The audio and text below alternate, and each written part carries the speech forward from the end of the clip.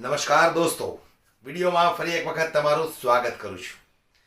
આજે હું તમને જે દોસ્તો વિડીયો બતાવવાનો છું ને, એ વિડીયો બરાબર ધ્યાનથી જોઈ લેજો, બરાબર સમજજો અને મગજમાં ઉતારજો.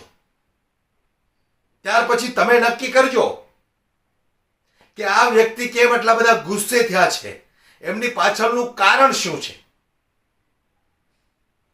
એ વિડીયોની અંદર બે વસ્તુ છે. એક તો મને ખૂબ ખુશી થઈ અને બીજી તરફ મને દુઃખ પણ છે. દુઃખ એ વાતનું છે કે રાજકોટની અંદર જે અગ્નિકાંડ બન્યો હતો, આજે એના 60 દિવસ કરતા પણ વધારે દિવસો વીતી ગયા, છતાં પણ અપરાધીઓને આ ભ્રષ્ટ સરકારે જેલના સળિયા પાછળ નથી ધકેલા. એ વાતનું મને દુઃખ છે કે પીડિતના પરિવારોને હજી ન્યાય નથી મળ્યો. પણ આ સરકારના પેટનું પાણી નથી હલતું.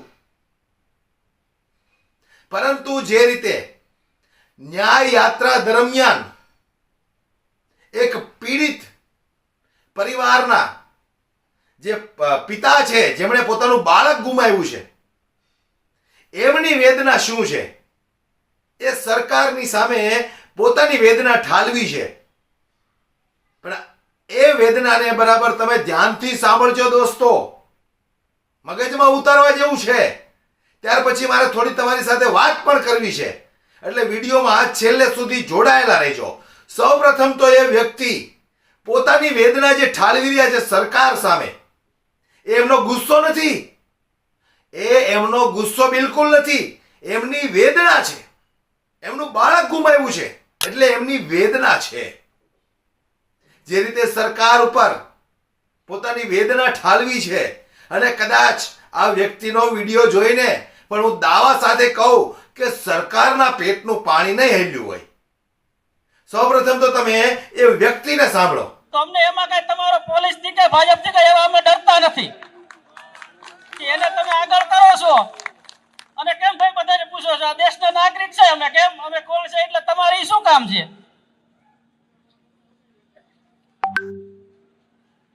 અને હર્ષભાઈ સંઘવીને તેથી મેં કીધું ભાઈ અહીંયા દારૂનો જથ્થો મળ્યો, એમાં તમે કઈ કાર્યવાહી કરી નથી.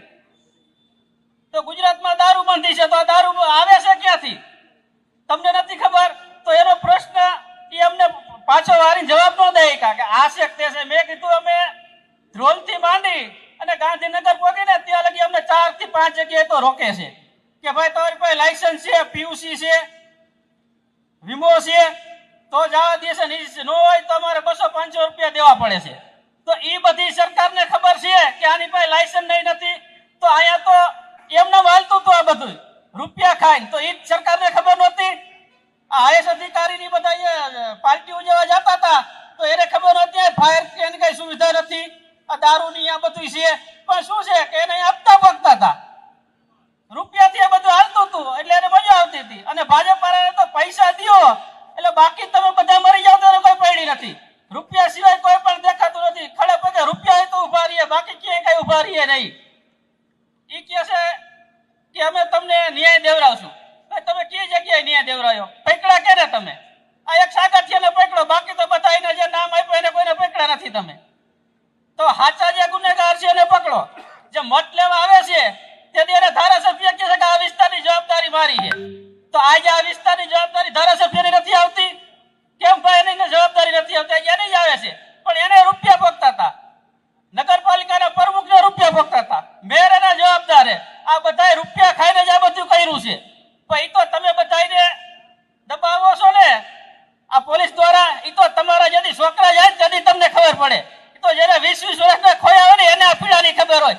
તમને તો રમીના પેટના શું ખબર હોય? રૂપિયા સિવાય કઈ દેખાતું નથી. તો અમને એમાં કઈ તમારો પોલીસ થી કે ભાજપ થી કઈ એવા અમે ડરતા નથી કે એને તમે આગળ કરો છો.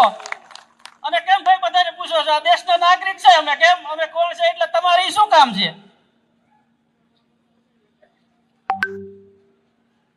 અને હર્ષભાઈ સંઘવીને તેથી મેં કીધું ભાઈ અહીંયા દારૂનો જથ્થો મળ્યો, એમાં તમે કઈ કાર્યવાહી કરી નથી. તો ગુજરાતમાં દારૂબંધી છે, તો આ દારૂ આવે છે ક્યાંથી તમને નથી ખબર? તો એનો પ્રશ્ન એ અમને પાછો વારી જવાબ ન દે કે આ છે તે છે. મેં કીધું અમે ધ્રોલથી માંડી અને ગાંધીનગર પહોંચીને ત્યાં લગી અમને 4 થી 5 જગ્યાએ તો રોકે છે કે ભાઈ તમારી પાસે લાયસન્સ છે, પીયુ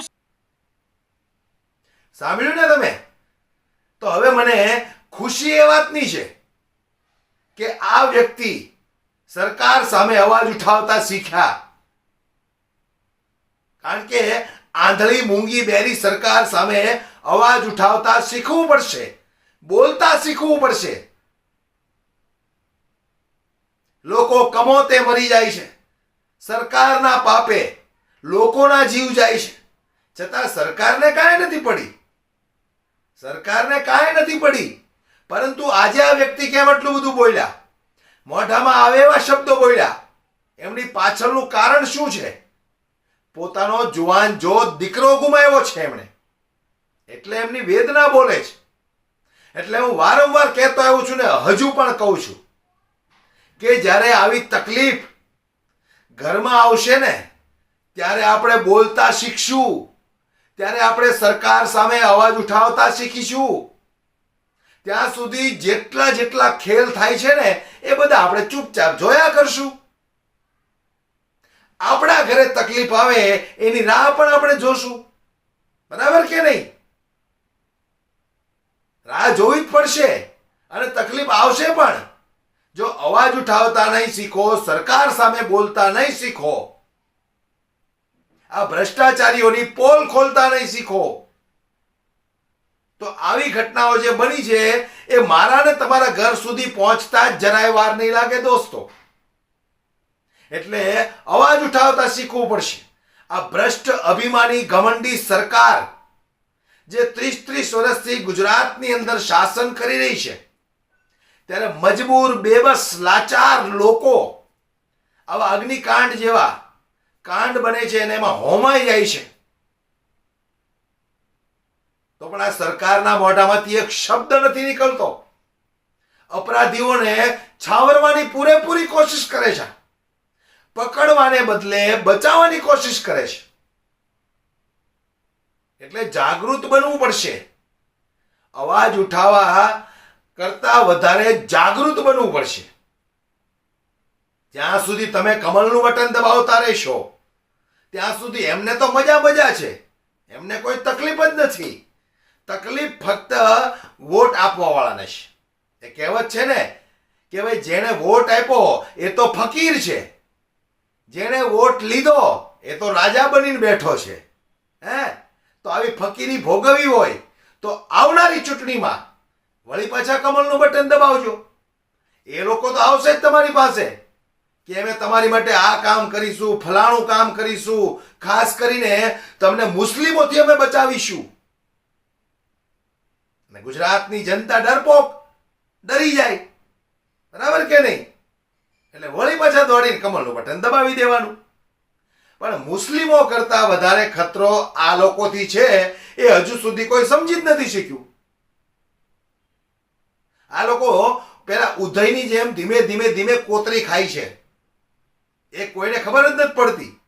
આટલી મોંઘવારી, આટલો ભ્રષ્ટાચાર, આટલી બેરોજગારી, મહિલાઓ પર બળાત્કાર, દારૂ, ડ્રગ્સ, ચરસ, અફીણ મન ફાવે ત્યાં ખુલ્લેઆમ વેચાય. મારા તમારા બાળકો ન કરે ભગવાન અને કદાચ આવા નશાના રવાડે ચડી જાય તો સરકારનું શું જાય છે? સરકારને શું ફરક પડવાનો છે? ફરક તો મને તમને પડશે.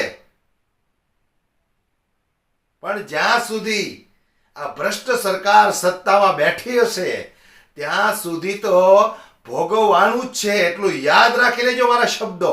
હું કાંઈ આ શોખનો વિરોધ નથી કરતો, પૈસા કમાવા માટે વિરોધ નથી કરતો.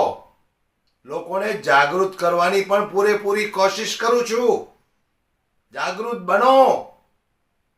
આવનારી ચૂંટણીમાં જોઈ વિચારીને બટન દબાવો, નહીતર જે દિવસે આવી ઘટનાઓ તમારા ઘર સુધી પહોંચશે ત્યારે મંચ ઉપર ચડી અને આ વ્યક્તિએ જે પોતાની વેદના ઠાલવી છે ને એવી જ રીતે વેદના ઠાલવા સિવાય બીજો કોઈ રસ્તો નહીં હોય તમારી પાસે.